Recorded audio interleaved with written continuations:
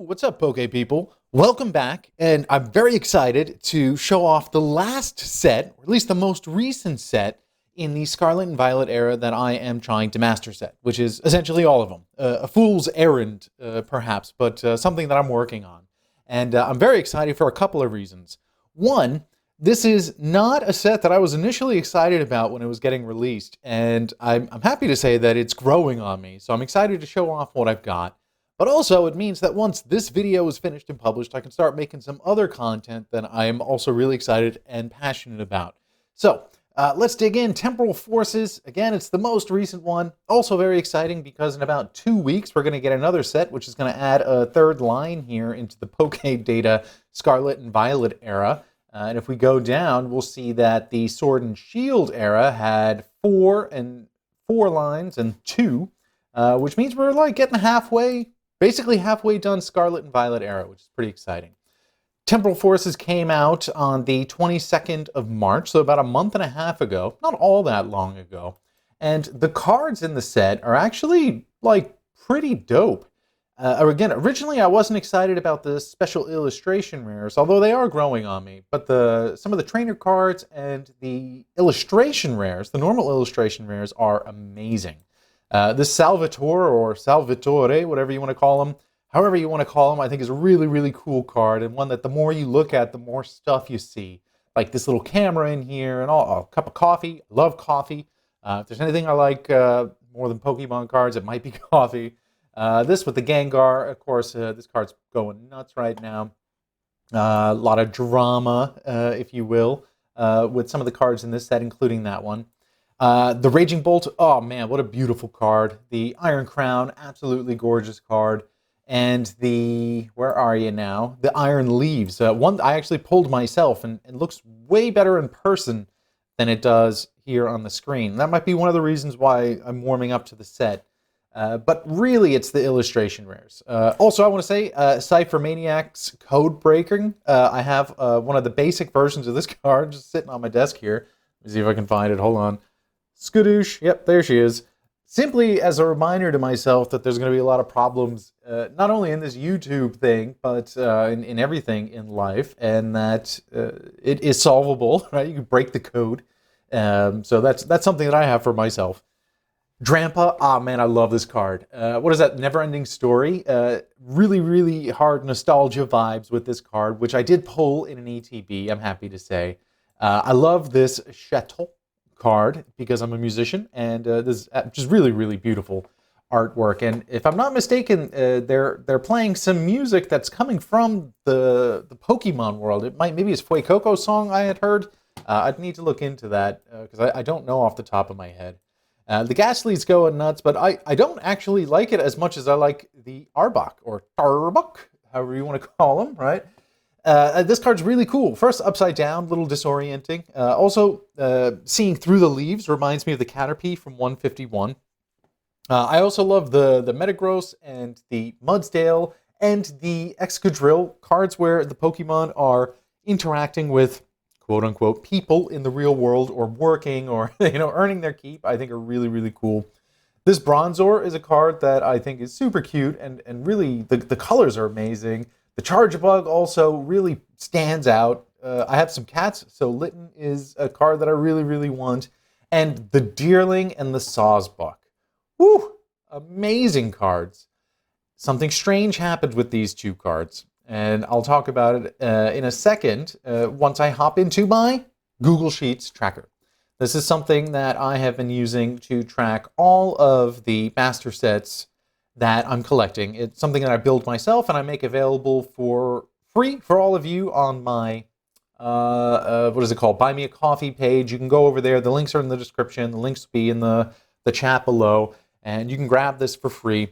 But for this particular set, I did something unique where I tracked the hits that I got in the ETB individually. And if I move this face here and scroll down, you'll see in my very first ETB, I got about 26% of a master set out of one ETB, which is pretty amazing. But something else happened. I got both the Deerling and the Sawsbuck in one ETB, which was insane because these were both my chase cards for the set. And it was also infuriatingly upsetting because with the ETB that I purchased, I also bought the Deerling and the Sawsbuck separately and individually just to ensure that I would have them. And sure enough, in the ETB, I pull them both. So I ended up having now 2 copies of the Deerling and the Sawsbuck. I'm not complaining. I just think it's a really funny coincidence. I also opened up a second ETB because this is a set that has 2 ETBs, and where in the first one I got almost 26% of a master set. This one I only got 21.5, just about. And then I also had a booster box. Now, a number of those packs I sold off to some friends, more or less at cost, just to help them out a little bit. But I put all of those cards, right, the ETB1, ETB2, and then 25 packs from a booster box into this Google Sheet tracker, and I tracked every single hit that I got by pack. And some interesting patterns and some interesting things are emerging. I'll talk about all that in another video. And at the end of the day, with 2 ETBs and less than a booster box, but the majority of a booster box, I was able to get 60+% of a full master set, which includes the energy cards and the promos, and almost 70% of a normal set. And by normal set, I mean a set that does not include the reverse hollows of the normal commons, uncommons, rares, etc. So I was able to do a fair bit of damage with just 2 ETBs and less than a booster box. I think that's all I'm going to open up in this set.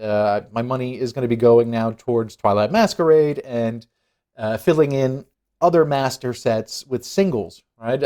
If I had unlimited funds, I would open up packs all day long, but I don't. So I'm going to be trying to use my money wisely. That being said, let's go and open up my Vault X binder and take a look at how the binder itself looks with these hits. Now, this binder, I just want to caveat it by saying that this is not the final home for this set. Vault X, the binder brand that I'm exclusively using right now, I'm not sponsored by them. I hope to be someday because I've been talking about them so much. But I love these binders. I think they display very well. They protect the cards very well. They feel very sturdy.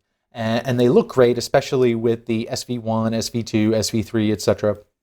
on the outside of the binders for display purposes. However, the binder that I've ordered, I already pre-ordered the Temporal Forces one for SV5. It has not been shipped and has not been delivered to me yet. So this is just a temporary binder until I get its forever home. As per usual, you can see that I have the majority of the common cards, but it's the reverse hollows that are really eluding me, and that's normal. Another thing is, because we have the 2 ETBs, there's going to be 2 different sleeves that I'm able to choose from for spacers in my set. And I like to use spacers, of course, to put after the EX cards to maintain the normal reverse hollow, normal reverse hollow, normal reverse hollow pattern in my binder. To me, that's more aesthetically pleasing and visually pleasing than just putting them in order. That would be, for example, putting this Raylor here and then the reverse over to the left and basically moving everything one to the left. I don't think that looks all that good. Now, some of the sets are too big where it's not possible to use the spacers like I have here. And in those cases, okay, that's fine. But where possible, I like to use them. And I like to mix and match. Sometimes the colors are going to contrast with the color of the EX card. Sometimes they'll combine and look really nice with it. It all depends. And I've said this in other videos, but I kind of want to make a binder of just Wiglet cards because I'm pretty sure that the Pokemon Company has made every single Wiglet card to be absolutely stunningly beautiful and unique. They all look good for some reason. And in fairness, the art on all of these normal cards, this Zeraora is unbelievable. This Yamper looks like just like a super cute corgi. Marill looking really, really, really cute. I mean, man, the art is absolutely fantastic from common card to uncommon. Even these rare cards, right? This Relicanth, this super, super cool card. And with the hollow pattern, it looks even better in person. So nice job, Pokemon Company, keeping and maintaining the high quality of art in the sets. Another cool thing that I like is this Gengar EX, really, really cool card. And we continue, even something like this Melton. Like, it's just, it's really well done. And it puts a big smile on my face being able to go through these binders and just enjoy the cards for what they are. Nothing more than something cute and fun, little piece of art, and collecting for the sake of collecting's sake. However, that being said, the fun stuff, right, the real challenge are going to be the hits. And something that's cool about Temporal Forces and other sets that are coming out, right, the Twilight Masquerade is going to have these too, are these Ace Spec cards. And I didn't think I was going to like them. However, in person, they look great with some really, really cool texturing and coloring. And I mean, they really pop.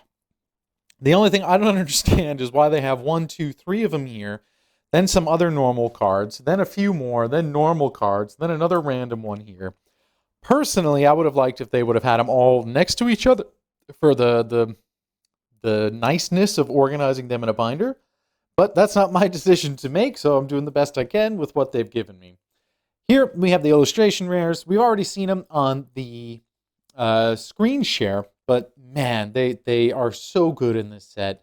And really, this Deerling and Sawsbuck look fantastic next to each other. And I still can't believe I got them in that same ETB. Like, the odds of that, I need to ask Barrett Collector, the mathematician, what the odds of that would be, because they've got to be pretty slim. I did pull, happily, the Iron Leaves in my booster box of the 25 packs that I opened. And I'm really, how do you say, blessed and grateful that I got it, because what I'm hearing is that the pull rates in this set are really challenging, like back to Sword and Shield era pull rates. So the fact that I was able to get one of these is really cool. And now I've taken it out, I've gone and forgotten where it goes in the binder. So let me do some quick math here. We've got number 200. This is 203, 123. That's where it belongs. Ta-da! And all is right with the world again. Well, here we go. This is where the gold cards would go if I had any. I don't in this particular set. And here we are with the promos. My favorite page, the energy card pages. And then I did get one double here. I'll just keep that in the back. And then we do actually have a little bit of space. I don't know what I'm going to do with these pages. Maybe nothing. But there is some room left over. Another fun one is displaying the sleeves here. And I just realized I don't have my, how do you call it? The booklet that comes in the ETBs. That's the one. Probably because this isn't the final binder, I didn't put it in, but I'll do that now. This feels much better, looks more complete. Thank you for checking out my Temporal Forces binder, and I look forward to seeing you into the next video. In the meantime, all the best with your master set collecting. Peace.